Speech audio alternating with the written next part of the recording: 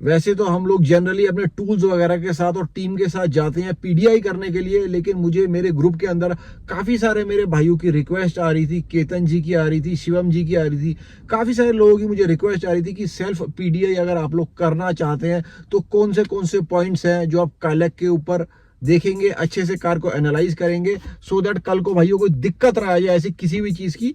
तो इस वीडियो के अंदर मैं सारे पॉइंट्स करने वाला हूं कवर, टूल्स के बिना जो आप सेल्फ पीडीआई कर सकते हो, कोई पैसे आपको किसी को देने की जरूरत नहीं है।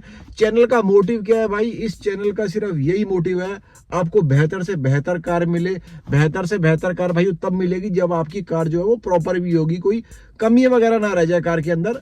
चैनल का भाई मोटिव सिर्फ यही है, you get the best car, और आप जब अपनी कार को घर लेके जाओ तो किसी टाइप का आपको पछतावा ना हो। तो सबसे पहले फ्रेंड्स मैं आपको ये बताना चाहूंगा कि आप अपने जो भी आपके डीलर हैं उनको आप पहले इन्फॉर्म कर दे कि कार को आप पीडीआई करने के बाद ही लेंगे।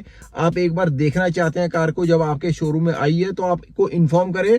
आप डिलीवरी लेने में एक दिन का डिले कर लें, उसमें कोई दिक्कत नहीं है। अगर आपकी कार जो है वो शोरूम के ऊपर पहुंच चुकी है, आपके पीओसी ने आपको कांटेक्ट कर लिया है, कार आ गई है, ठीक है, आप उसको बोलो मैं एक बार पीडीआई करूंगा, उसके बाद ही मैं कार को लूंगा। तो भाई पीडीआई आपने किस टाइम पे करनी है? आपको तसल्ली और अच्छा टाइम चाहिए पीडीआई करने के लिए। 1 PM से 3 PM के बीच में, जब सबसे ज्यादा सनलाइट आपको मिलती है, उस टाइम के बीच में ही आपने अपने कार की पीडीआई करनी है। रीजन क्या है भाई? आपने शोरूम से बाहर कार को निकलवाना है, शोरूम के अंदर नहीं करनी है। और डायरेक्ट सनलाइट में करने का ये रीजन है कि भाई जो माइनर से माइनर स्क्रैच है हमें वो पकड़ने की कोशिश करनी है।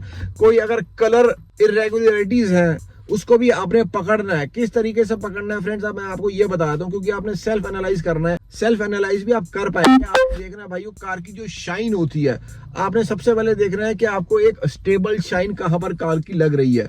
जो आपको स्टेबल शाइन लग रही है ना कार की, आपने उसी हिसाब से सारी कार को एनालाइज करना है। क्योंकि जब फैक्ट्री से आपका जो पेंट होकर आता है उसके ऊपर सारा एक ही शाइन रहती है, और अगर कोई रीपेंटेड पार्ट है ना तो उसकी शाइन जो है वो थोड़ी सी या तो डल रहने वाली है, या उसका जो कलर है वो आपको हल्का सा अलग लगेगा। सेल्फ एनालाइज करने में थोड़ा सा दिक्कत हो सकती है, लेकिन आप ज्यादा से ज्यादा कोशिश करिए उस शाइन को जो सनलाइट के अंडर आपको पड़ रही है उसको आप स्टडी करने की कोशिश कीजिए।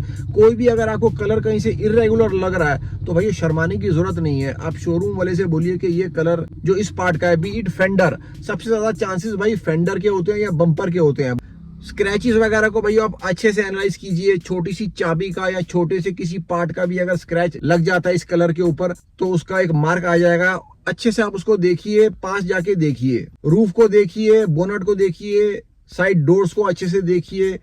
कलर की इरेगुलरिटीज देखनी है आपने, डेंट तो आपने देखने ही देखने हैं। डेंट के चांसेस बहुत कम होते हैं, ज्यादातर स्क्रैच के या कलर इरेगुलरिटी के होते हैं जो रीपेंट होने की वजह से हो जाता है, या अगर स्क्रैच आता है तो इस वजह से भी कई बार जो है वो शोरूम वाले उस पार्ट को रीपेंट कर देते हैं। आपने सारे प्रोसेस के अंदर शोरूम वाले से किसी टाइप से लड़ाई नहीं करनी है, आपने अच्छा रिलेशन उससे बना के रखना है, क्योंकि हमारा पर्पस किसी से लड़ाई करना नहीं है भाई। आप अपनी कार ले रहे हो, पैसे दे के ले रहे हो, कोई दिक्कत नहीं है, आपको प्रॉपर चीज चाहिए, गलत चीज आप लेंगे नहीं। अगली चीज भाई बॉडी में आपने क्या देखनी है? पैनल गैप्स वगैरह आपने देखने हैं, कोई इरेगुलरिटी, कोई गलत तरीके से गैप तो नहीं है। जो बोनेट का जॉइंट्स होता है वहां पर आपने देखने हैं, डोर्स के जॉइंट्स को देखना है।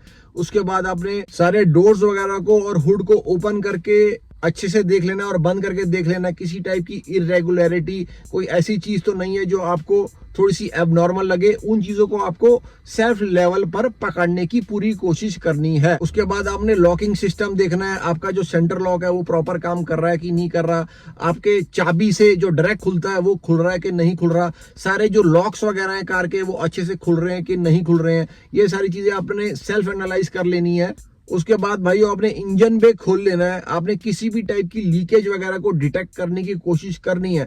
थोड़ा सा मुश्किल हो सकता है, लेकिन फ्रेंड्स आपको ये करना होगा सेल्फ लेवल के ऊपर। कोई लीकेज, कहीं ऑयल की लीकेज, कहीं पे किसी सब्सटेंस की कोई लीकेज वगैरह तो नहीं है, कूलेंट कहीं पे स्पिल तो नहीं हो रहा है, आपको प्रॉपरली एनालाइज करने की कोशिश करनी है। क्योंकि न्यू इंजन जो है वो ज्यादातर ड्राई रहना चाहिए, उसके ऊपर अगर पॉलिश हुई है कोई दिक्कत नहीं है, लेकिन कोई ऐसा ड्रिप वगैरह इंजन के ऊपर नहीं होनी चाहिए। अगर आपको ऐसी कोई चीज दिखती है वहीं पर आप अपने पीओसी के साथ क्वेश्चन जरूर करें। ये बात तो हो गई आपके एक्सटीरियर की। अब आपने इंटीरियर की तरफ भी आ जाना है। इंटीरियर भी स्कोडा काला का बहुत अच्छे से आपको एनालाइज करने की जरूरत है, क्योंकि काफी सारे पॉइंट्स हैं। अगर आपका क्लासिक वेरिएंट है तो उसके अंदर आपको इंफोटेनमेंट का तो कुछ इशू है नहीं। अगर आपने इंफोटेनमेंट DHC का लगवा के रखा है, उसको आपको जरूर PDI करना पड़ेगा। आपने अपनी ब्लूटूथ की कनेक्टिविटी वगैरह, एंड्रॉयड ऑटो, एप्पल कारप्ले, सारी कनेक्टिविटीज अच्छे से चेक कर लेनी है, प्रॉपरली कनेक्ट हो रहा है कि नहीं हो रहा है। उसके बाद आपने इनर साइड पे जो भी सारा कार का अपहोल्स्ट्री है उसको चेक करना है, कहीं पे थ्रेडिंग वगैरह जो है वो फट तो नहीं रही है, कोई कट तो नहीं है सीट के ऊपर। साइड में आपने डोर्स के हैंडल्स वगैरह को चेक करना है। ऊपर आपने रूफ को चेक करना है, कहीं गंदगी वगैरह, किसी का कोई गंदा मार्क वगैरह तो नहीं है जगह जगह पे, या अंदर कार के कोई डैमेज टाइप का तो कहीं पर नहीं है। ये आपने सेल्फ एनालाइज करना है। सीट बेल्ट्स को आपने चेक कर लेना है, सारी प्रॉपर फंक्शनल है कि नहीं है। आपने उसके बाद सबसे इंपॉर्टेंट चीज ओडोमीटर को चेक कर लेना है। उसकी जो रनिंग है ना फ्रेंड्स, वो 70-80 से ऊपर नहीं होनी चाहिए। अगर आपके ओडोमीटर के अंदर 100, 150, 200 किलोमीटर दिखा रहा है तो ये कार जो है, इसका मतलब टेस्ट ड्राइव करी गई है या गलत तरीके से कार को चलाया गया है। अगर आपकी काफी ज्यादा ओडोमीटर के अंदर रनिंग शो हो रही है तो आप क्वेश्चन कीजिए। अगर वो आपको जस्टिफाइड रिप्लाई देता है तो उससे आप एक्स्ट्रा डिस्काउंट जरूर लें। कोई भी अगर आप एबनॉर्मल चीज कार के अंदर पकड़ते हैं ना तो उसके ऊपर डिस्काउंट जरूर लें। AC को चेक जरूर करके देखें। सारे लेवल्स पर आप AC को चेक कीजिए, 1, 2, 3, 4। अगर आपका मैनुअल वाला AC है काला क्लासिक और सिग्नेचर में, अगर आपका ऑटोमेटिक वाला AC है प्रेस्टीज और सिग्नेचर प्लस में जो है, उसको भी आप अच्छे से एनालाइज करें। विंड ब्लो को भी एनालाइज करें, फुल करके देखिए, लो करके देखिए, अच्छे से आप उसको एनालाइज करके देखिए, क्योंकि AC एक बहुत वाइटल पार्ट है, उसको अच्छे से एनालाइज आपको करना ही होगा। हॉर्न को चेक कीजिए अच्छे से दबा के, प्रॉपरली फंक्शनल है कि नहीं। सारी लाइट्स वगैरह को कार की जला के देखिए, इंडिकेटर्स को जला के देखिए, हैजर्ड लाइट को जला के देखिए।